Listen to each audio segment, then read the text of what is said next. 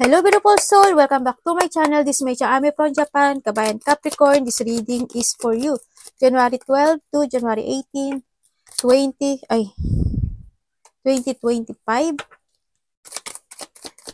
Maraming salamat muna sa mga subscriber, new subscriber, cross-watcher. Sa mga bagong pasok dyan, welcome na welcome kayo sa bahay ni Ate Aimee. Salamat sa nakataba ng puso ninyong mga comments. Sa mga nagpa-personal reading, maraming salamat po. Paalala lang ko lang po, hindi lang positive ang sinasabi ko dito. Nagsasabi rin ako ng mga warning, negative, or payo, o yung nakikita ko sa card. No? Kung gusto niyo lang po na positive lang talaga ang gusto niyo marinig, is maybe this channel is not for you. Tatlo na ba ito? Okay. Salamat sa mga nagpa-personal reading ha. Kung gusto niyo na energy niyo lang talaga, ang gusto niyo makuha natin, all the details para sa personal reading ay nasa baba ng video na ito. Iba ang general reading at ang personal reading. Yun ang palagi niyo tatandaan ha. Para hindi kayo maligaw sa ating reading. Pag hindi niyo naiintindihan yun, paki-research na lang din. At syempre, vice versa. Nangyayari, or mangyayari pa lang. Use your own intuition, lawakan natin ang ating isipan. Para kay Capricorn, ang dami. Okay, show me. 12 to 18. Lumabas talaga siya. Okay. Kuha tayo na iyong ano. Ng iyong angel number. We have the 3-3 oh. Social skill. Okay. We have the 2-3-2-3 endless cycle. Okay, may mga sitwasyon na endless, no? Na parang walang katapusan. Yun lang, yung sitwasyon, ganyan. And we have the charisma, communication, society, movement, journey. Yeah, repetitive or circumstances and pattern. And maaaring nagkakaroon ng pattern sa iba. There's some truth that you're resistant to accept. Yan, kailangan talaga natin to is acceptance, no? Over and over again until you're tired and restrained beyond depression. It takes a decision to live life for yourself. Kasi kailangan talaga natin mag-decide sa sarili natin, no? Sa nakita ko dito. For a change din, it's all about a passion. Maaring sa work mo, maaring sa sarili mo, maaring sa love life mo, ganyan. Then, you make a change and the world around you follow. And then, susundan ka ng swerte. Diba? We have the egg, success assured with a good plan. Kailangan talaga meron kang good plan para mag-success. Mga dapat mag-success sa buhay mo, no? Ay, teka na. Naano yung iPad. And advice from a friend. Maaaring makareceive ka. Maybe ikaw ito, or dealing or relationship with a man with a blonde gray or a white hair. Siyempre, maaari iba sa inyo may lungkot, no? There's a teardrops. May mga personal sorrow ako nakikita sa inyo, no? Maaring ito nga to si endless cycle, no? Sa nakita ko dito. Tandaan nyo na it takes a decision, diba? To live a life for yourself. And syempre, we have the love. Yan, siguro andun yung sitwasyon na it's time to transform, di ba? We have the butterfly. Diba? It's times to take a plan, no? Nakita ko na to transform. And also, dito is a protection of love. Maaring ikaw, no? Maaring nandito kasi teardrops, maaring nagkakaroon yung iba sa inyo na problem when it comes to love, o kaya problem when it comes to your work, ganyan. Pero there's a transformation, a change for the better. Ito na rin to no? Diba? Sinasabi ko na kailangan mo magdesisyon sa buhay mo. If you want to success for a better, it's time to change. We have the 5. Kakaroon kayo ng mga spiritual, 19, 22, and 36. Maaring butterfly kasi is a changes. Yan. Maaring magkakaroon na ng mga pagbabago na magiging better na ay inyo kasi nandito na rin kasi si 3, di ba? Ibig sabihin, yung iba sa inyo is unti-unting magkakaroon ng big changes sa nakikita ko dito kasi nagkakaroon na ng, kuti naman marami siyang, di ba, halaman. Ito? Green. Yan. Ibig sabihin, babalik na yung confidence mo, you will know the purpose ng sarili mo, yung sariling lakas mo, yan. May mga i-main concern ka sa sitwasyon o may mga magkakaroon ka ng structure sa sarili mo. Sana walang delay, pero dito si Tower and the Path, ibig sabihin, some aspect of your life is may delay, no? Sa nakikita ko dito. Medyo may didesisyonan ka ata. Kumbaga nagkakaroon ng isang challenge sa yung buhay na it's time to ending. Sa nakita ko dito, no? Nagkakaroon kayo ng burden, maybe sa mga gusto nyong path na tahakin or decision making ito, no? Kung sa mga aspeto ng buhay mo nito. Iba sa inyo is, may mga pinag-uusapan when it comes to papers, documents, building, or ano ba to? Government. Ganyan ang nakita ko. Hindi ko alam why. Siguro may mga dapat kang pirmahan or ipasa o asikasuhin sa nakita ko dito. O kaya naman, yung iba sa inyo is, you want to try some effort, ano ba, business, ganyan. Diba? Kaso hindi mo alam. Diba? In what way? Ganyan. Nakita ko dito. May mga gusto kayo is-track or may mga gusto kayong desisyonan sa buhay nyo. This time, no, na medyo may pagkalito ka siguro sa nakita ko. Nagkakaroon kasi ng choices. There's a choices. May mga sitwasyon na nalilito ka. May mga sitwasyon na nagkakaroon ka ng pag-aalinlangan doon sa sitwasyon na yun. May mga sitwasyon na maari may magpaparaya, no? O may pagpaparaya o kaya may separation. Ganyan, ako nakikita. Ayun kasi we have the cross din dito. Maari nagkakaroon sa inyo ng mga problema, malaki man o maliit yan, ganyan. So, nakita ko dito, have faith lang, sinasabi dito, have faith, kasi there's a growth naman ako nakikita dito. We have the butterfly, diba? Kailangan lang talaga ito, si 2323, no? So, nakikita ko dito.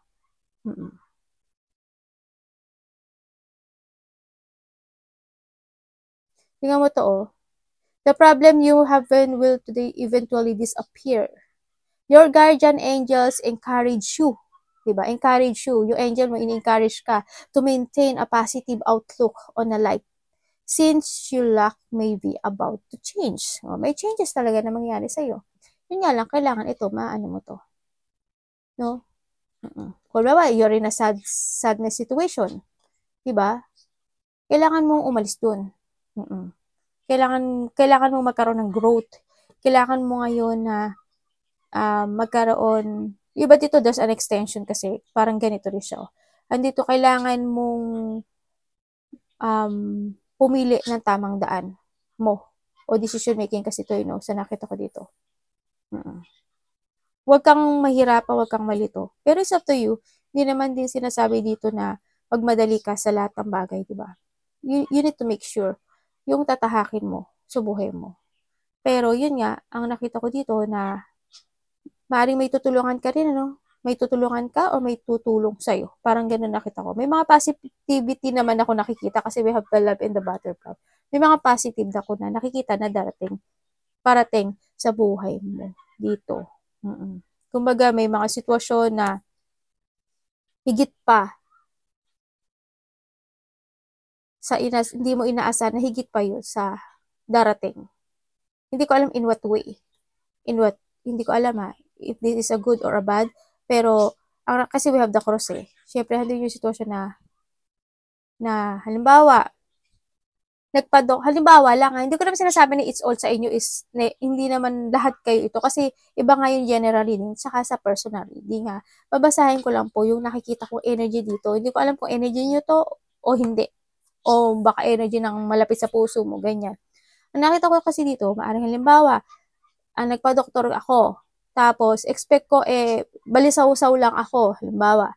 Tapos, yung pala hindi lang pala balisaw-saw. Diba? May sakit pala ako. Ganyan. May mga ganun. O kaya, when it comes to alak, o kasi we have the butterfly din, diba? Ibig sabihin, and also we have the tree, ibig sabihin, hindi mo in-expect na this sadness and teardrops Kala mo may ista ka dito. Kasi we have also the Tower and the Path. Di mo in-expect na malalakpasan mo pala siya. May mga ganon sitwasyon. Iba-iba kasi kayo ng ng, ng situation in life. Yan. May mga ganon. No? Tingnan natin. Para kay Capricorn, January 12 to 18.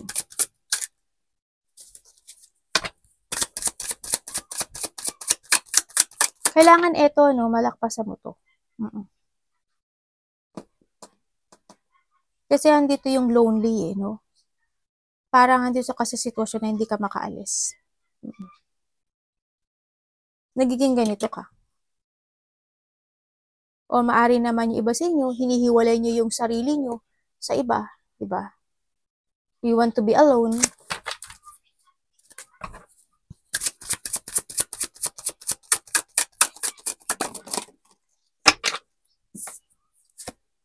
Oy. Wait, parang ikaw na ikaw, ah.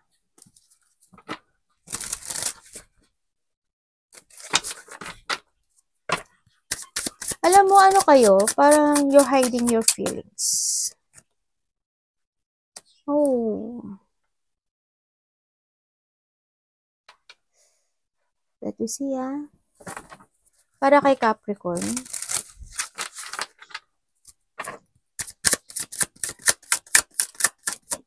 Thank you. And we have the Emperor. Ibig sabihin, it's time, no? This is the time. And we have the Diyos may, mukhang love life ata itong nakuha natin, ah. Well, it's not all about love life naman. Okay. Sa nakikita ko sa'yo dito,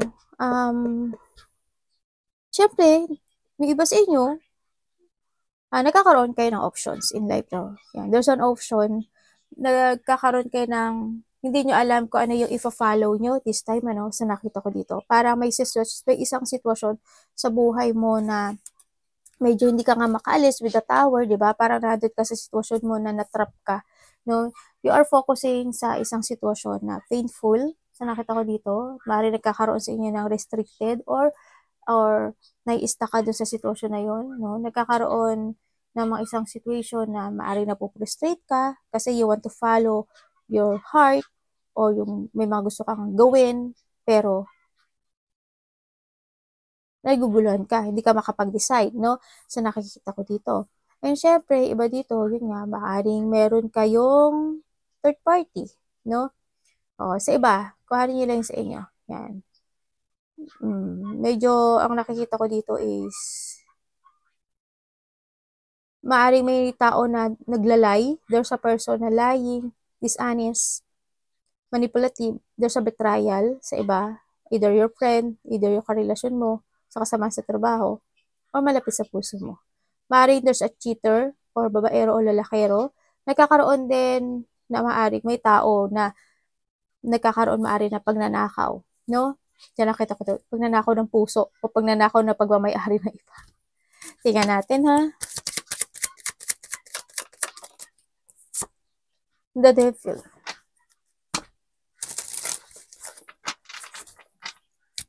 And then,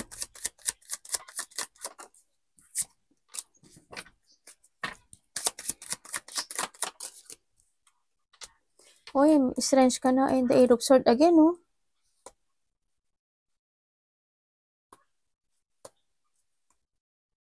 Okay. Nagkakaroon ng burden, no? Pero you're trying to make it balance yung situation. Yun nga lang, minsan may mga decision making ka na medyo nagiging mabagal. Pero okay lang, slowly but surely, sa nakikita ko dito, kailangan pag-isipan mo talaga maigi kung anong path ang iyong tatahakin this time. Andito ka sa sitwasyon mo na maybe you are releasing kasi you have the strength na rin, no? Yan, tandaan mo is the choice is always available, is nasa iyo. Yes, nandito na yung maaring nakarelease ka o inalis mo yung sarili mo o nagkakaroon ka na ng restoring yung control mo at saka ibinabalik mo na ngayon yung iyong power na nawala dati, no, sa nakita ko dito. Andito na yung pagbabalik ng muling ikaw. Kumaga, you're releasing yourself in a situation na very toxic o yun sa sitwasyon na na hindi ka nag-growth o sitwasyon na, na natrap ka, ganyan, sa sitwasyon na nakokontrol ka, no, sa nakita ko dito. And now, you are starting to invest or you're starting to focus to yourself sa nakikita ko dito. May mga pinupukusan ka na ngayon at nagkakaroon na sa'yo ng, or nagkakaroon na sa'yo ng isang proseso, no? May mga ina-analyze ka actually na gusto mong fokusan this time sa nakita ko. Bumabalik at unti na bumabalik na yung lakas ng loob mo, katapangan, tibay ng loob, no? Andito na rin yung katatagan mo sa buhay mo kasi alang nakikita ko sa'yo, nakokontrol mo na yung sarili mo this time. Andito na maybe yung iba sa inyo is ipo-follow nyo yung mga gusto nyong mangyari sa buhay nyo this time, ano? Paring, makakaalis na kayo. Kasi there's a changes to end of cycle, di ba? And the butterfly. Ibig sabihin, makakaalis na kayo sa isang sitwasyon na dati is hindi kayo makaalis. Ngayon this time is ma-release mo na daw yung sarili mo doon. Ganyan. Hindi na yung independence, ganyan. Hindi na yung iba sa inyo is you feel free, ganyan. And then, maaring i-release mo yung limiting belief, no? Sa nakikita ko dito this time.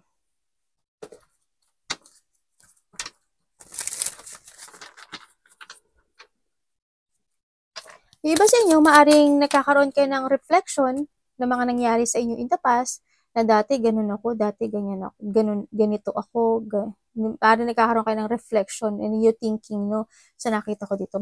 Iba rin kasi may ina-analyze kayo, andin yung may mga, nagkakaroon kayo ng strategizing, inward focusing, andito yung sitwasyon na nagkakaroon kayo ng progressing sa nakikita ko dito.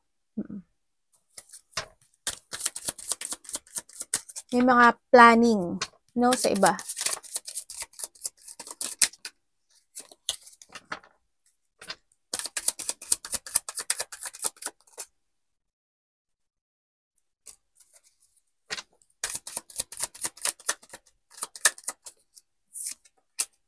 The Nine of Cups, so, wow. The Nine of Swords. And the Three of Pentacles. Okay. First of all, no? Okay, ang nakikita ko dito is, there's a person dito na very emotions, no?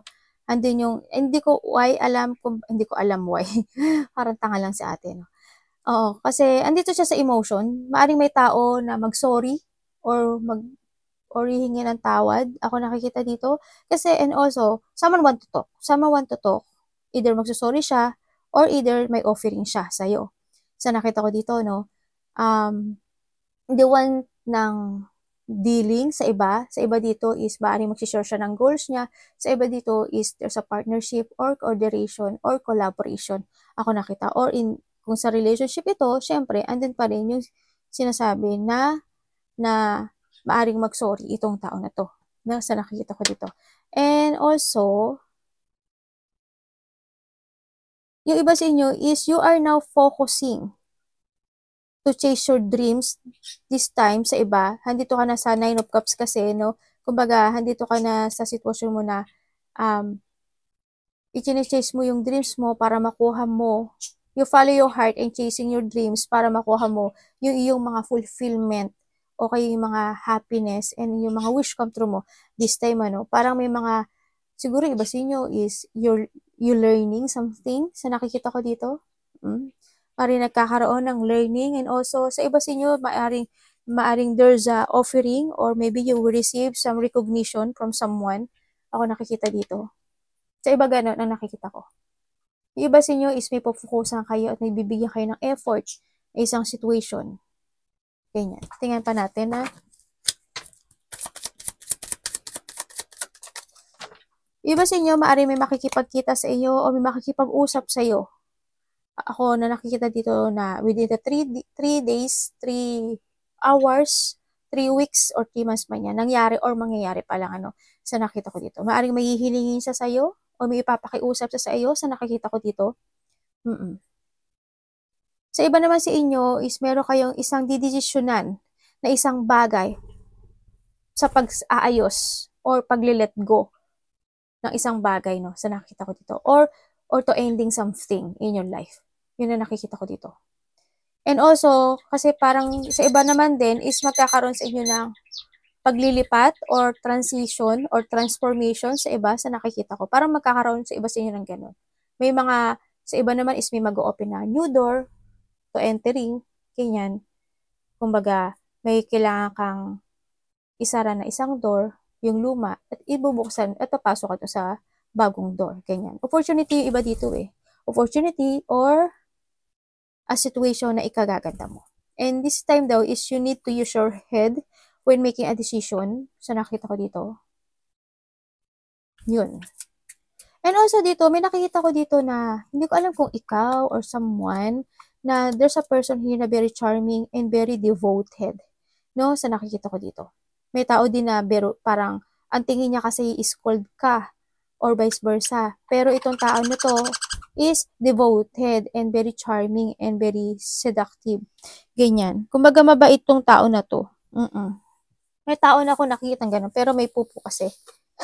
May pupo ng mga anak ko. Yun. May taong matalino dito.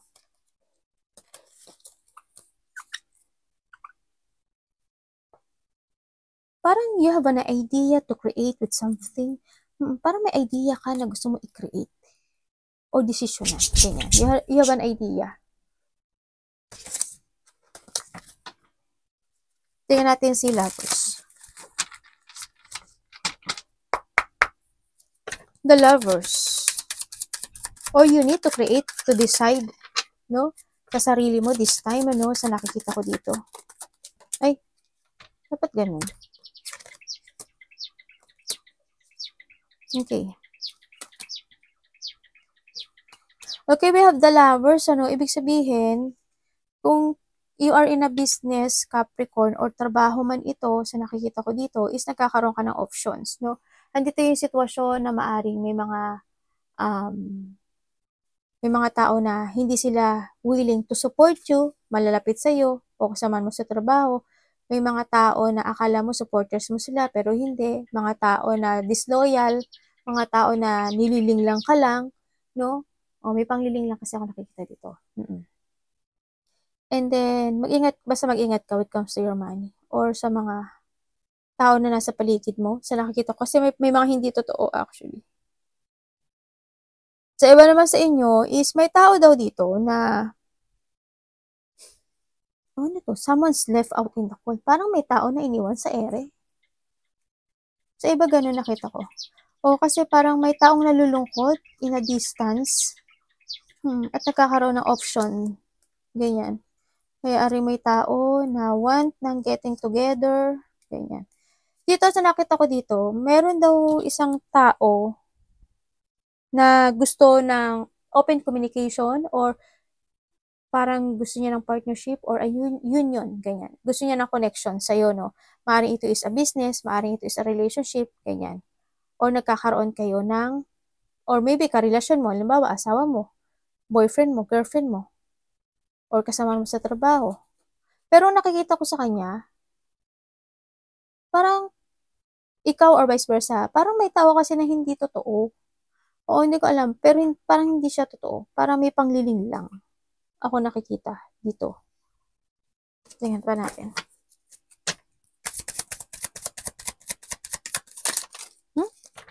The Lovers and the Lovers again.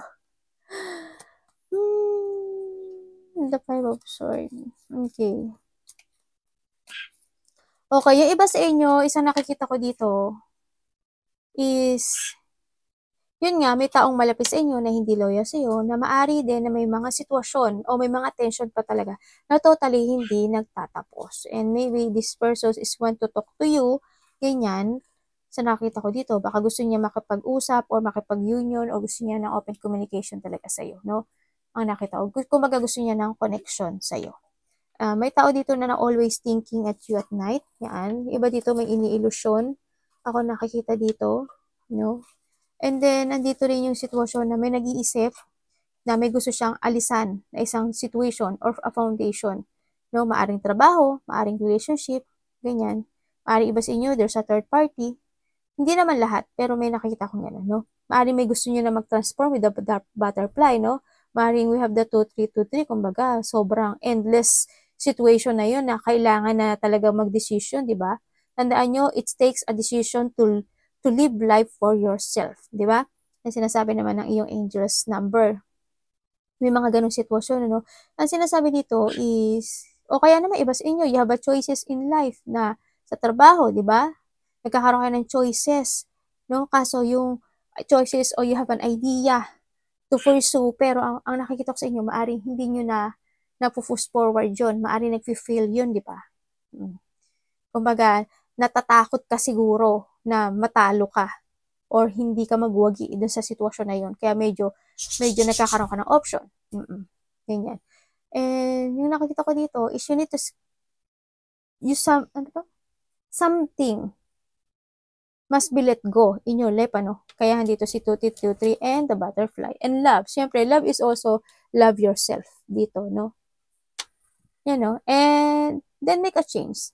And the world around you follows.